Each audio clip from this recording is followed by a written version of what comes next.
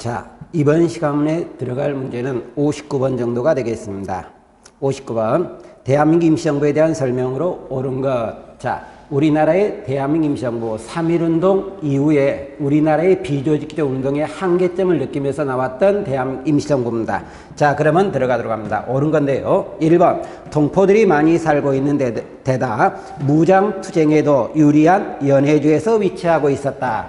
우리나라의 대한민국 임시정부 3.1운동에 나왔던 임시정부는 어디에 정부를 조직하냐면 상하이에 조직을 하기 시작을 합니다. 근데 이 상하이는 무장투쟁보다는 외교투쟁의 중심이 되는 지역이라고 이야기를 합니다. 그래서 좀 잘못된 것 같네요. 결론적으로. 그리고 2번 입법기구였던 임시의정원, 행정기구였던 국무원, 사법기관이었던 법원으로 구성되고 있다.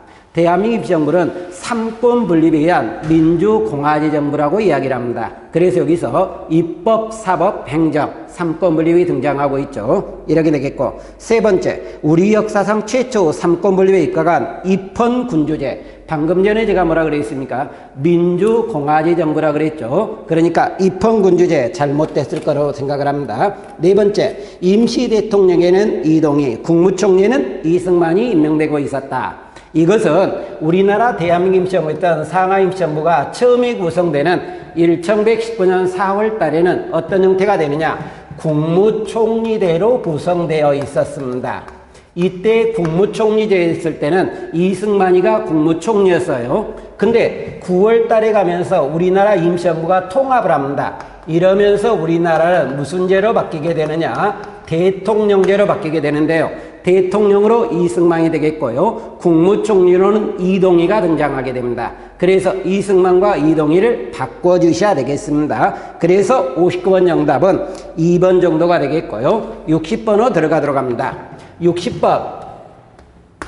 자, 대한민국 임시정부에 대한 활동으로 옳지 않은 것. 똑같은 대한민국 임시정부 문제가 되겠네요. 1번. 국내외와 국내외의 연락과 독립운동 자금을 모집하기 위해서 연통제를 실시하고 있었다.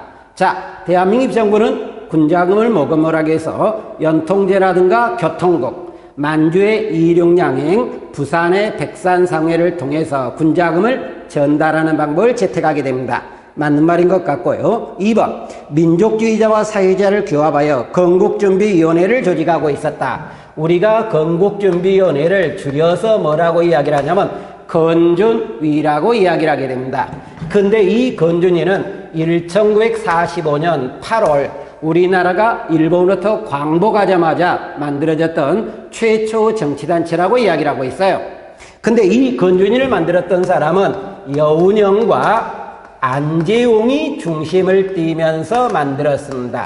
그러면 이것은 잘못되어 있죠. 3번 광복군을 창설하여 일본과 무력투쟁을 준비하고 있었다. 우리나라의 대한민국 임시정부였던 상하이 임시정부는 처음에는 어느 투쟁에 주력을 하게 되냐면 외교투쟁에 주력을 하다가 1940년 거기에 광복군이라고 그랬죠. 한국 광복군인데요. 이것을 구성을 하면서 무장투쟁의 중심으로 넘어가기 시작을 합니다. 맞는 말이 되겠고요. 네 번째, 정치, 경제, 교육의 균등을 주장한 삼균주의의 건국강령을 채택하고 있었다. 1941년의 이야기입니다. 이 건국강령이었던 삼균주의라고 이야기를 하는 것은요, 조수왕이 주장했던 글이고 이게 41년에 건국강령에 들어가게 됩니다. 그래서 건국강령을 발표한 것은 41년이다. 이렇게 나오게 됩니다. 61번으로 들어가도록 하겠습니다. 61번 다음 글에 설명하고 있는 대한민국 임시정부 위기를 극복하기 위해서 개최했던 회의의 내용과 관계가 없는 것은 이렇게 나와 있습니다.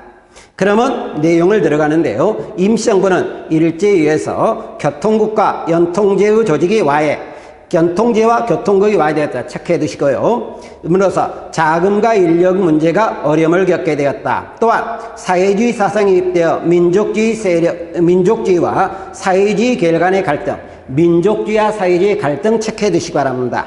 독립운동의 방향을 둘러싸고 임시정부 지도층 사이에서 의견 대립이 있었다. 독립운동 방향부터 의견 대립이 있었다. 여기까지 밑줄 끊으시기 바랍니다. 그러면 이 세 가지 문제 때문에 나왔던 게 1923년 국민대표회의가 등장하게 됩니다. 근데 국민대표회의는 우리가 문제에서 굉장히 중요한 단원이에요.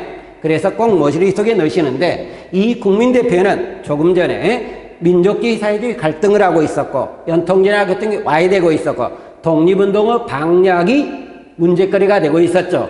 이를 극복하기 위해서 나왔던 게 국민대표회인데, 이 국민대표회는 신채호가 주장한 것이고, 이승만의 국제연맹의 위임 통치에 반대하면서 신채호가 주장합니다. 그러면서 이것은 통일하려고 나오게 되는데, 여기에서 우리나라 계열은 창조파 또는 개조파로 분열을 하게 됩니다. 창조파는 임시정부를 예치하고 새 정부를 구성하자고 이야기를 한 거고요. 개조파는 임시정부의 조직을 개편하자는 쪽인데, 여기는 임정의 법통을 부정하는 거고요. 여기는 인정하는 겁니다. 근데 여기에 중심이 됐던 사람이 신채호와 같은 무장투쟁론이 중심이 되겠고요. 개조를 주장했던 사람은 실력 양성운동의 안창호 계열이 중심이 됩니다. 단 무장투쟁론에 이동희 계열도 있긴 있습니다. 근데 여기에서 이야기했던 이 국민대표회의가 결론적으로 결렬돼 버립니다. 결렬돼 버리다 보니까 창조파 계열 사람이 떨어져 나갑니다. 개조파의 일부 계열도 떨어져 나갑니다. 이러다 보니까 대한민국정부는 세력, 조직력이 약화된다든가 여러 가지 영향력 약화가 등장하겠죠. 이 문제를 극복하기 위해서 대한민국 정부에서는 이승만을 탄핵하고 2대 대통령으로 박은식을 임명합니다. 근데 이 박은식 대통령이 25년 죽어버려요, 결론적으로. 그러면서 대한민국 정부는 2차 개헌으로 넘어가기 시작을 하게 됩니다. 이 2차 개헌으로 넘어가면서 국무령 중심의 내각 책임제를 만들어내는 거예요, 결론적으로. 자, 그러면 이와 관계를 띠면서 들어가도록 합시다. 1번, 개조파는 임시정부 개편을 주장하고 있다. 맞는 것 같죠? 2번, 회의가 결렬되어 일부 세력이 탈함으로써 임시정부는 큰 타격을 받았다. 창조파 나간다 그랬죠? 개조파 일부 떨어져 나간다 그랬죠? 그러면 맞겠죠? 세 번째, 이승만 탄핵 후 회의가 개최되었다. 이 회의가 결렬되면서 이승만을 탄핵한다 그랬죠? 잘못된 것 같고요. 네 번째, 회의 이후 헌법을 고쳐 임시정부 체제가 개편됐다. 회의 이후에 헌법을 개정한 건 맞죠, 결론적으로? 국무령 중심의 내각 책임제가 나온 거죠. 이래서 정답은 3번이 되는 것 같습니다. 62번으로 들어가도록 하겠습니다. 62번. 다음은 어떤 사건에 대한 장제스의 반응이다. 이 사건에 대한 설명으로 옳지 않은 거라 그랬는데요. 중국의 100만 군대가 하지 못한 일을 한국의 한 의사가 능히 하니 실로 장하도다, 이렇게 나왔습니다. 이것은 장제스가 한 말인데요. 1932년 4월 달에 이야기했던 우리 김구가 만들었던 한인 애국단이 등장합니다. 이 애국단의 윤봉길이가 홍코공원 의거를 하는 거예요.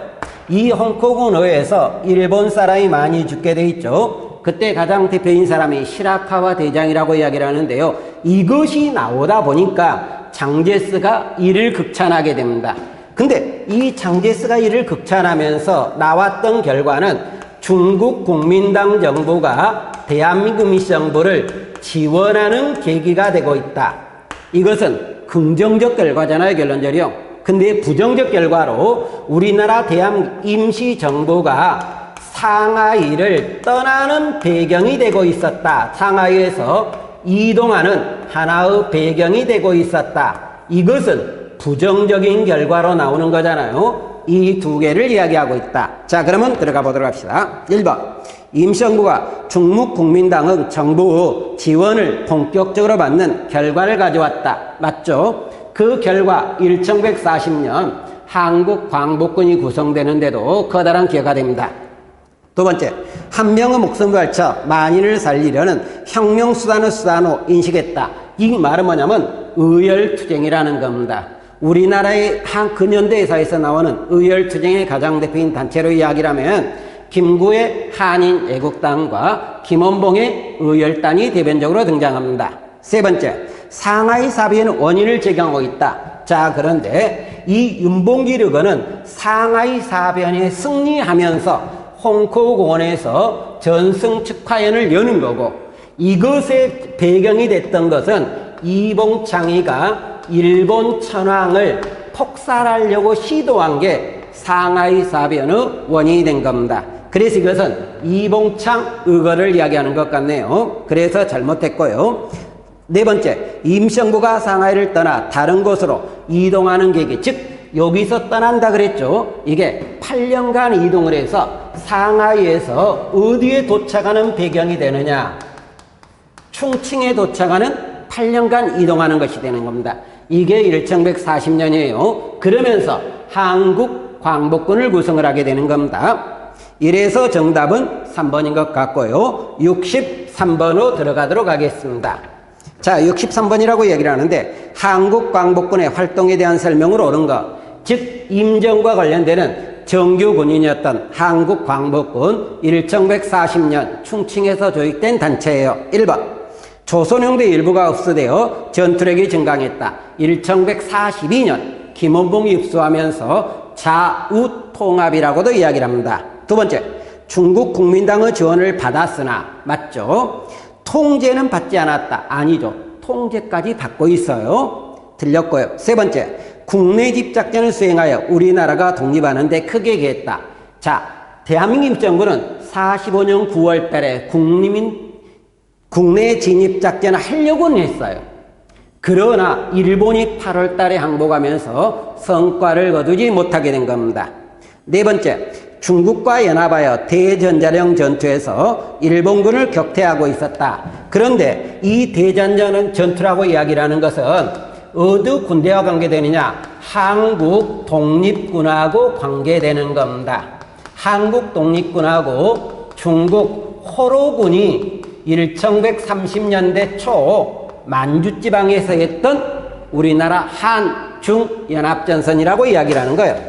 근데 여기서 이야기했던 전투로 이야기를 하면 여러 전투가 나오는데요. 꼭 머릿속에 넣으셔야 되는데, 쌍성보 전투라든가 경박포, 동경성이라든가 사도하자 전투 또는 대전자령 전투가 등장하게 됩니다. 이 전투는 꼭 머릿속에 넣어두시고요. 결론적으로요. 이것과 구분해서 또 하나 전투가 등장하게 됩니다.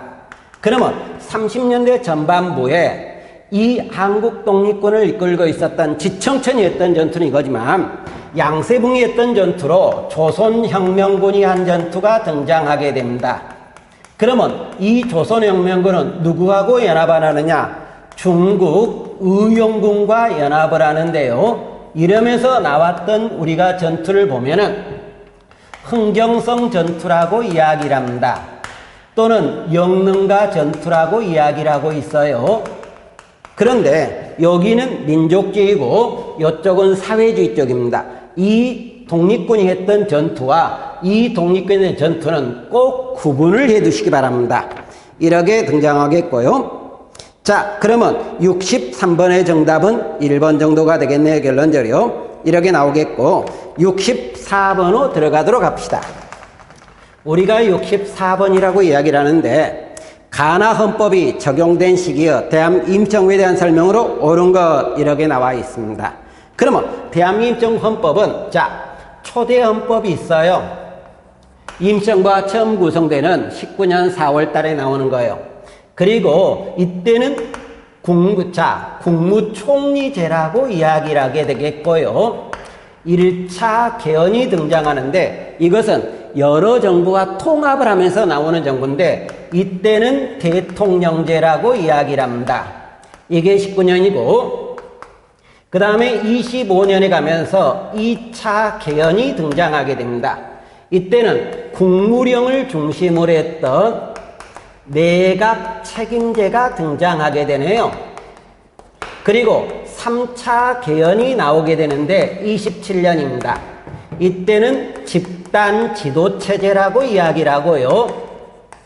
이동하는 과정이 나오게 되겠죠. 그리고 4차 개헌이 40년에 등장하게 됩니다. 그러면 이 4차 개헌이 40년에 나오는데, 이때는 주석제고요. 44년에 5차 개헌이 등장하는데 이때는 주석과 부주석제가 등장하고 있어요. 자, 그러면 가번호 들어갑시다.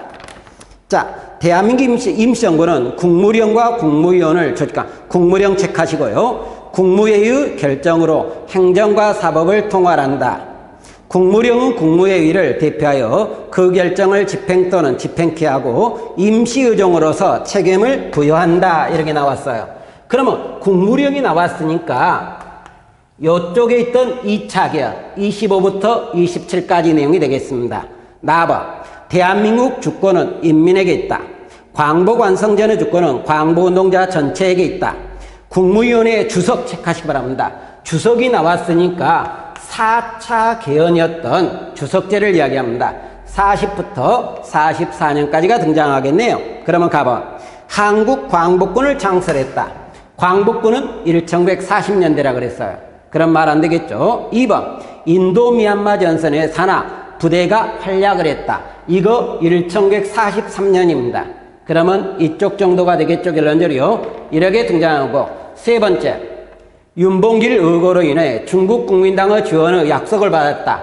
윤봉길 의거 조금 전에 몇 년이라고 그랬습니까? 32년이라 그랬죠. 그러면 어디 정도로 들어가겠습니까? 3차 개헌 무렵으로 볼 수 있겠죠. 가와 나 시기에 대일선전포고. 자, 가와 나 시기라 그랬어요. 사이시기라 그랬기 때문에 이것은 40년 이전까지를 이야기해야 되는데 일본의 선전포고는 41년에 나오는 거예요. 그래서 안 되게 되겠죠. 그러면 되겠고 65번으로 들어가도록 합시다. 65번 다음 같은 대한민국 임시정부 헌법이 적용된 시기의 상황으로 옳은 것 이렇게 나와 있습니다. 그러면 부주석은 주석을 보호자면 여기만 체크하시기 바랍니다. 그러면 임시정부에서 주석도 있고 부주석도 있다는 이야기죠. 그러면 몇 차 개헌입니까? 5차 개헌이죠. 결론적으로요.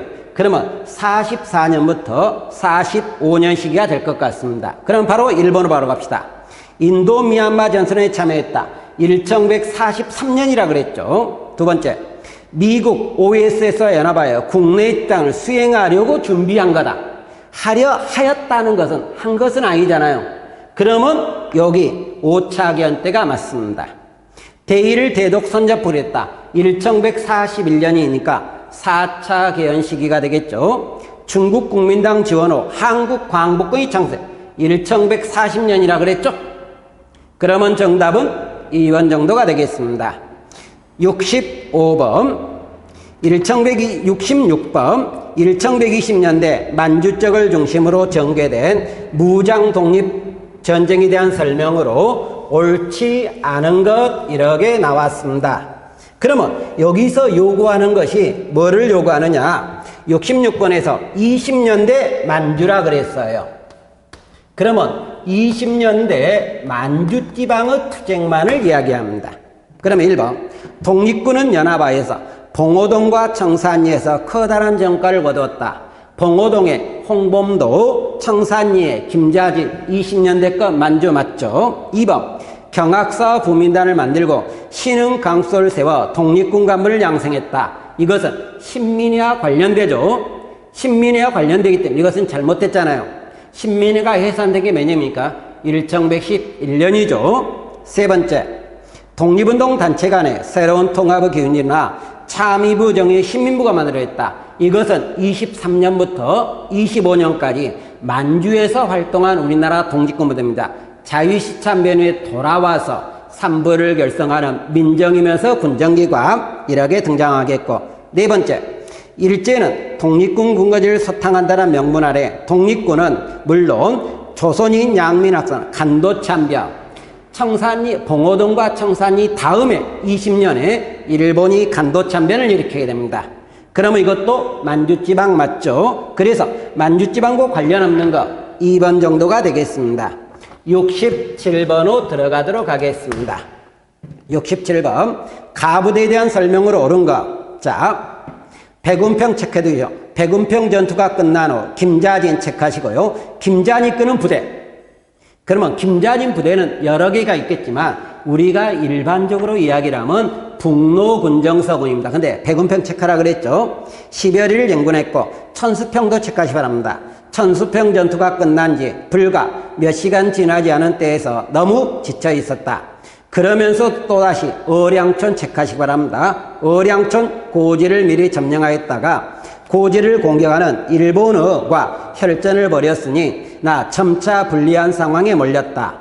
이때 완누구 전투, 완누구 체크하시기 바랍니다. 완누구 전투를 승리로 이끄는 부대가 일본군 후방을 공격하였다.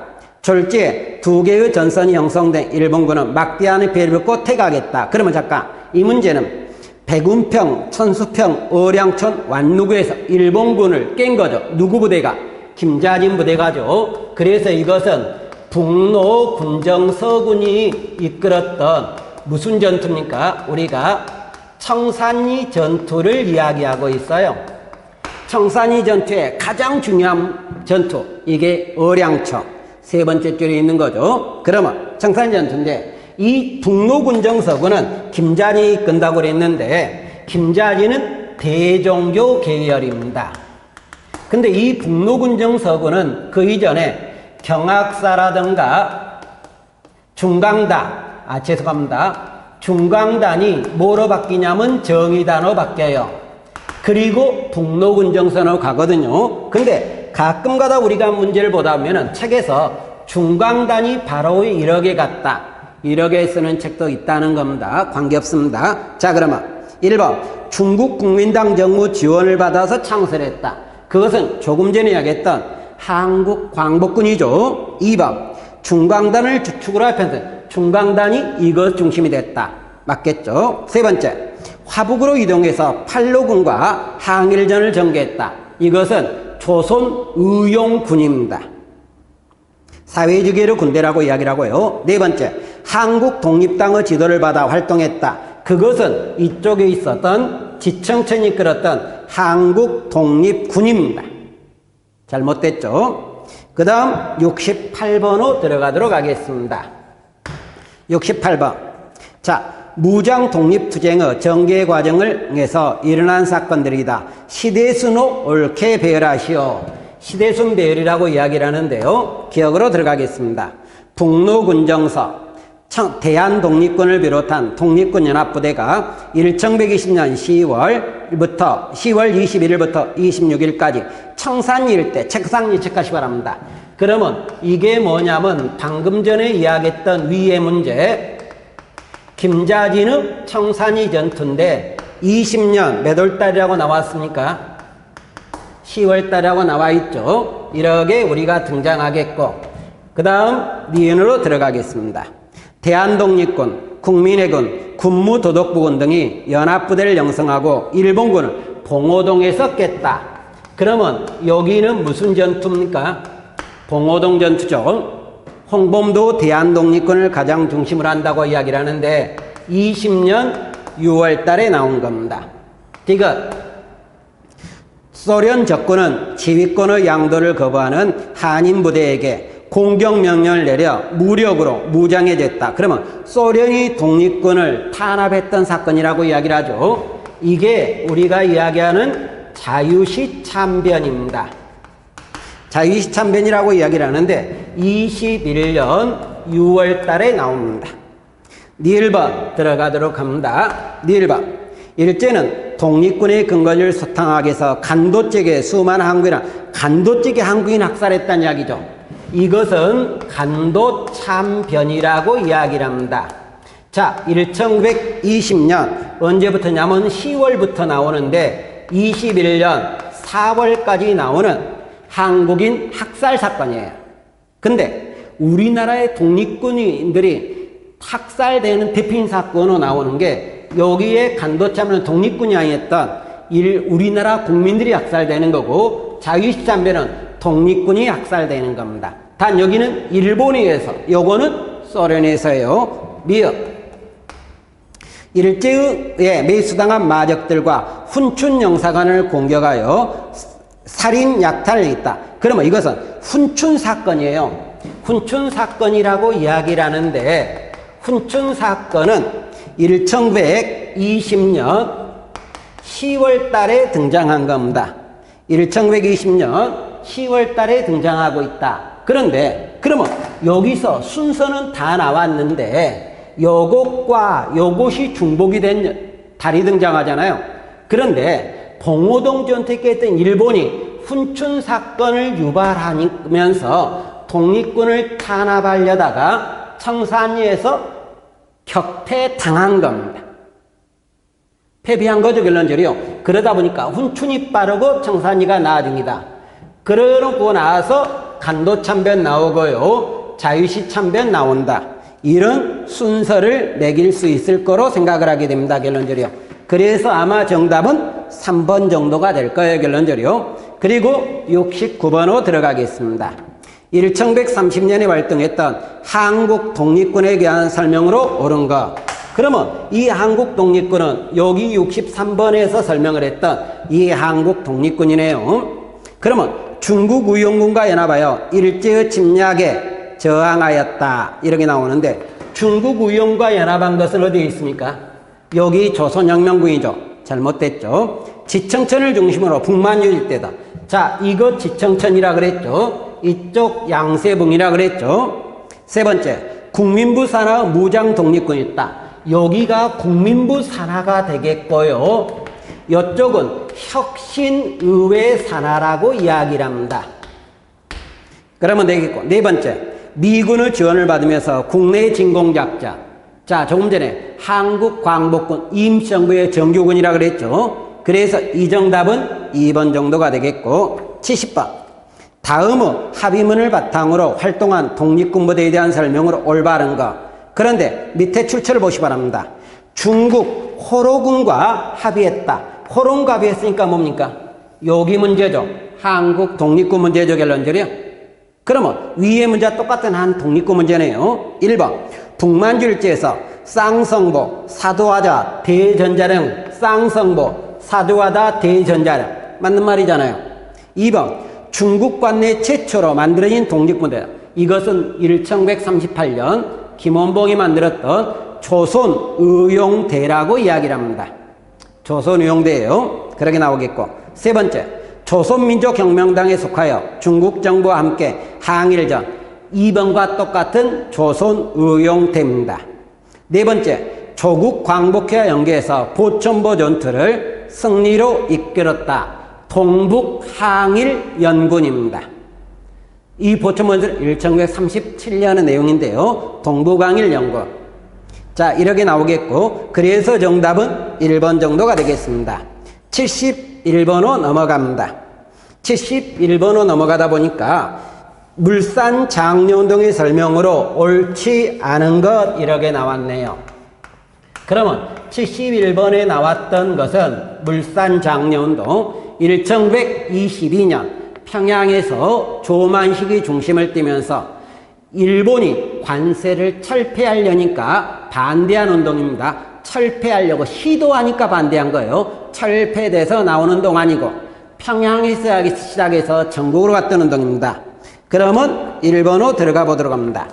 자작회, 학생들의 단체, 물산장려회, 물산이 주도했던 단체, 토산형 부인회, 여성들의 단체 등을 중심으로 토산품 애용, 근검저축, 금주단연 등의 실천을 주장하고 있다. 맞는 말이죠. 두 번째, 사회주의자들은 자본가와 상인의 이익만을 추구하는 이기적 운동이라고 비난했다. 즉 물산장려운동에 우리나라 사회주의 계열은 이를 비판하기 시작을 합니다.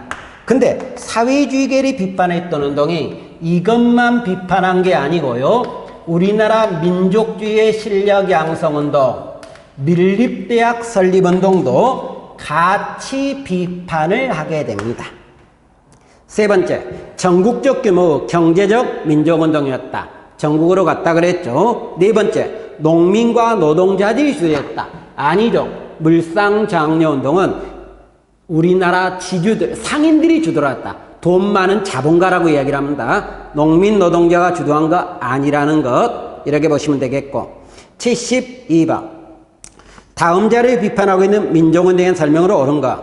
실상 저들 자본가가 중상계급이 외래의 자본가주의적 침략의 위협을 당하고 착취되고 있는 경제적 정복관계의 엄연한 사실이 저들로 하여금 어쩔 수 없이 민족적이란 미사로서 동조간에 있는 착취, 피착취에 상반되는 양극단의 계급적 의식을 엄폐해버리고 산착신 착취 계급으로서 자기가 그에 대신하는 것이다. 이렇게 나왔는데 이 글은 우리나라 사회주의 계열들이 물산장려운동을 비판하는 글입니다. 그러니까 이것은 결과적으로 물산장려운동이라는 이야기가 됩니다. 자, 그러면 1번. 자, 한민족 1천만이 한 사람이 1원씩 구호를 내겠다. 잠깐 여기서 우리가 잠깐 참고로 하실 게 하나가 등장하는데요. 자, 모금운동이라고 이야기를 하면서 그 년대에 나오는 것은 크게 두 개가 등장합니다. 1인당 여기서 1원씩 모금하라 그랬죠. 그러면 1인당 1원씩 모금하라는 것은 밀립대학 설립운동에 관한 내용이고요. 1인당 20전, 30전씩 모금하다. 이것은 우리가 이야기했던 국채보상운동에 관한 내용입니다. 좀 구분하시고요. 여기는 1원씩이니까 밀립대학 설립운동이 되겠고, 대구에서 시작해서 전국으로 확산되었다. 이것은 국채보상운동이 등장할 겁니다. 세 번째, 일제의 항의를 간 관세 폐지 움직임에 대한 대응했다. 자, 물산장려운동은 관세를 폐지하려고 하니까 나온 거라 그랬죠. 맞겠죠? 네 번째, 조선민흥회가 초기 활동을 주도했다. 자, 물산장려운동은 22년에 시작을 합니다. 그런데 조선민흥회는 1926년에 조직된 단체예요. 그런 말이 안 되겠죠? 73번으로 들어가겠습니다. 가와 나 자료와 관련된 운동에 대한 설명으로 옳지 않은 거 이렇게 나왔네요. 비록 우리의 재화가 나무 재화보다 품질상 가격상으로 개인 경제상 다소 불이익이 있다 하더라도 민족 경제의 이익에 유의하여 이를 애호하며 여기까지만 밑줄 하시기 바랍니다. 그러면 우리나라 물건이 좀 문제가 있지만 이 물건을 써야만 한다는 이야기죠. 이게 무엇을 이야기하냐면 여기서 이야기했던 물산장려운동에 관한 내용이 되겠습니다. 그 다음 나번 민족의 보편적 지식은 보통교육으로 능히 수여할 수 있다. 다음부터 체크하시기 바랍니다. 심오한 지식과 심오한 학리는 고등교육에 기대하지 않으면 불가할 것은 설명할 필요 없거니 여기까지만. 그러면 고등교육을 하자는 운동이죠. 이름은 밀립대학 설립운동입니다. 그래서 민족주의 계열의 둘 다 실력 양성 운동인데 사회주의 계열이 반대했던 운동입니다. 자, 그러면 가는 사회주의 주도, 둘 다 민족주의가 주도한다 그랬죠. 2번, 나는 전국적 모금운동 형태로 정했다. 잠깐, 이것은 전국 모금운동 1인당 1원씩이라 그랬죠. 세 번째, 가는 조만식이 주도했던 거고 나는 이상제나 항규설이가 주도했던 거 맞죠? 네 번째, 가나는 민족의 실력 양성을 목표, 둘 다 실력 양성 독립운동이라 그랬죠. 그러니까 여기가 비판하고 있습니다. 그래서 정답은 1번 정도가 되겠고 74번 일제강점기의 다음 취지문에 따라 추진된 민족 실력 양성운동에 대한 설명으로 옳은 것. 이것도 실력 양성운동인데요. 교육에도 계단과 종류가 있어 민중의 보편적 지식은 보통교육으로 능히 할 수 있으나 그 다음 체크합니다. 심오한 지식과 학리는 자 고등교육이 기대하지 않으면 불가할 것은 설명할 방금 전에 이야기했던 무엇을 이야기합니까? 밀립대학 설립운동에 관한 내용이죠. 그러면 1번 이상제를 중심으로 서울에서 조선밀립대학 기성회가 결성됐다. 이거 서울에서 나온 거 맞아요. 여기서는 평양에서 나와서 전국으로 한 거고 조만시고 이상제라 그랬잖아요. 2번 민족경제 자립을 육성하는 취지다. 잠깐 요거는 교육이고 이거는 경제죠. 세 번째 문자보급운동과 농촌개몽운동을 시행하고 있다. 이것은 언론이 주도했던 문맹퇴치운동입니다. 네 번째 백정들이 신분적 차별 철폐운동을 전개했다. 이것은 형평운동입니다. 조선 형평사를 조직하면서 진주지방에서 1123년에 나온 겁니다. 근데 형평운동은 법적인 차별을 철폐하는 게 아니라 사회적 차별을 철폐하자는 운동이에요. 가끔가다 문제에서 법적인 차별이라고 나오는 경우가 있다. 혼동하지 않기를 바랍니다. 그러면서 우리가 등장하겠고 75번으로 들어가게 됩니다. 다음 선언문에 입각한 독립운동 단체에 대한 설명으로 맞는 것. 자, 근데 출처를 먼저 가시기 바랍니다. 조선혁명선언이 나오고 있네요. 이 조선혁명선언이 나오게 되는데 이 조선혁명선언이 나올 때 사료에서 굉장히 중요한 사료가 등장하는데 사료 안에서 강도 일본이 나오게 됩니다. 그리고 혁명이란 단어가 나오고 있어요. 내용에서 체크해 두시기 바랍니다. 이 글이 나왔을 때 일반적으로 문제로 하는 것은 거의 두 개로 집약을 합니다. 이 글을 쓴 사람이 누구냐? 그러면 신채호예요. 그리고 이 글과 관련된 단체는 누구냐? 그러면 김원봉이 만들었던 의열단이에요. 이 두 개를 묻는 게 거의 일반적인 문제입니다. 그런데 여기 문제는 무엇을 이야기하고 있습니까? 단체를 이야기하고 있죠. 그래서 의열단을 물어보는 문제입니다. 1번 1126년 계급 타파와 토지 평균 등을 지도 이념으로 하는 20개조 강령을 발표하고 민족 협동운동에 참여할 것을 선언하고 있다. 맞는 말이에요. 두 번째, 유아연 사문보에 경학사 부민단을 세우고 신흥 강서를 설립하여 독립군 간부를 양성했다. 이것은 신민회입니다. 세 번째, 독립자금과 국내 정보를 모으기 위해서 교통국을 설치하고 연통제와 해외 동포를 대상으로 한 거류 민단제를 실시했다. 이것은 연통제 교통국 임시정부가 공개되죠. 대한민국 임시정부입니다. 네 번째, 두만강과 압록강 부근에서 일본군과 교전하였고 때로는 국경을 넘어 국내 진공작전을 펴기도 했다. 그러면 압록강 두만강이니까 만주지방에서 활동했던 우리나라 독립군에 관한 내용이잖아요. 그러니까 정답 의열단은 몇 번입니까? 1번이 되겠죠. 76번 가나에 대한 설명으로 옳은 것 이렇게 나와 있네요. 그러면 가번 조선민족은 지금 정치적 생활은 없다. 그러나 우리는 무슨 방법으로나 조선 내에서 전민족적인 정치운동을 하도록 신생면을 다하게 할 필요가 있다. 그 다음부터 꼭 체크하시기 바랍니다.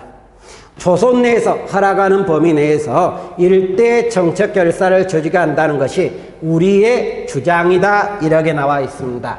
그러면 이거 76번의 가번은 춘원 이광수가 이야기했던 민족적 경륜이라고 이야기라는 거예요. 근데 이 글이 1124년에 나온 건데 이것 때문에 민족주의가 두 개로 분열합니다. 타협적 민족주의와 비타협적 민족주의로 분열하고 있었고 그 글을 타개하기 위해서 나왔던 게 신간의 민족율동운동이 나온다. 나번호 들어갑시다. 민족주의적 세력에 대해서는 그 부르주아 민족주의적 성질을 분명히 인식함과 동시에 과정상의 동맹적 성질도 충분히 승인하여 그것이 타락하지 않는 한 적극적으로 제의 여기까지만 체크하시면 됩니다. 이게 정우의 선언이에요. 사회주의 사상단체였던 정우에서 좌우 통합을 하자는 선언으로 1126년 11월 달에 발표했던 거라고 이야기를 합니다. 자, 그러면 1번.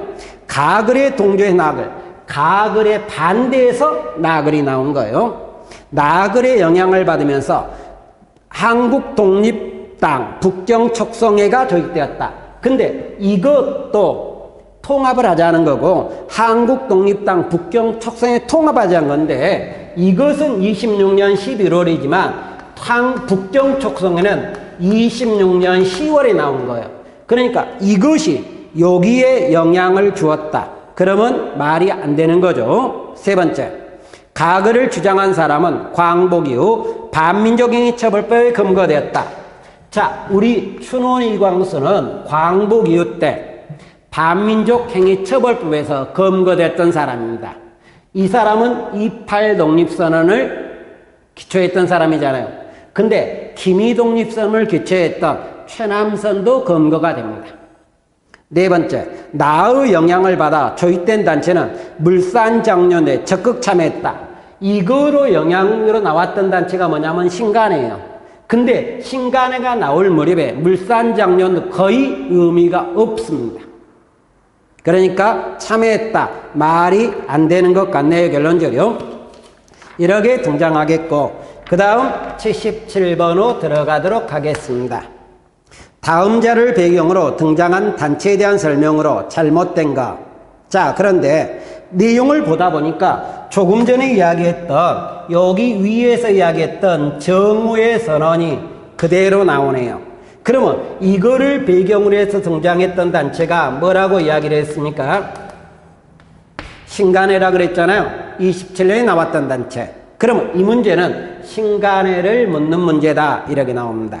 1번, 28년 코민테른이 반제연합전선을 철회하자 사회주의자들은 부르주아 민족주의 세력과 통일전선을 파기하고 노동자, 농민 등 하층 대중과 통일전선 방침으로 선회하였다. 즉, 이 신간에는 좌우통합으로 나왔지만 코민텐에서 반제연합전선을 처리하면서 사회주의 계례에서 해소론이 나오면서 그 뒤로 가면서 농민 노동운동을 중심으로 하게 됩니다. 그러니까 이 문제는 맞는 것 같네요.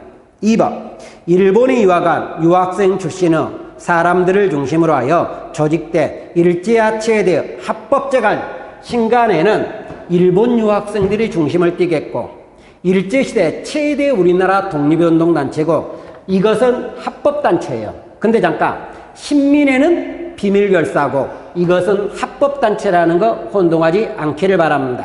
이렇게 등장하겠고, 세 번째, 27년 조선민흥회 계열 인사와 사회주의 계열 인사가 연합하여 조직된 단체다. 맞습니다. 우리가 신간회는 어떤 계열이 연합한다고 이야기를 하느냐? 그러면 일반적으로 사회주의와 비타협적 민족주의를 이야기하는 게 하나 방법이 있고요. 여기에다가 두 번째 방법으로 물산장려운동을 플러스하는 게 또 하나의 방법이 되겠고요. 또 하나 방법은 사회주의와 조선민흥회가 연합해서 만들어졌다. 이것도 인정을 하는 세 개의 방법이 있어요. 그러나 일반적으로는 첫 번째와 두 번째를 중심적으로 쓰게 되고, 제일로 많이 쓰는 건 첫 번째, 사회주의와 비타협적 민족주의가 연합했다. 이거를 제일로 많이 쓰게 됩니다. 그 다음 네 번째, 1129년 광주학생운동이 일어나자 조사단을 파견하고 서울에서 군중보고대를 개최해야 하여 일본의 탄압상을 정민에 알렸다. 이거는 신간회가 좀 잘못된 거예요.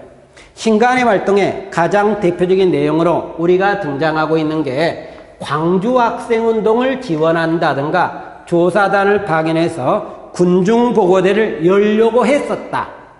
그러나 열지는 못한 거고, 29년에 나왔던 또 하나 원산 노동자 총파업을 했다. 이렇게 우리가 등장하는 두 개의 운동 지원한 내용이 나오고 있다.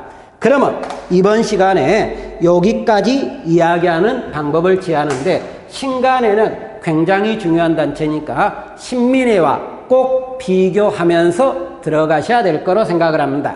신민회와 꼭 비교하시기 바랍니다. 이번 시간 수고하셨습니다.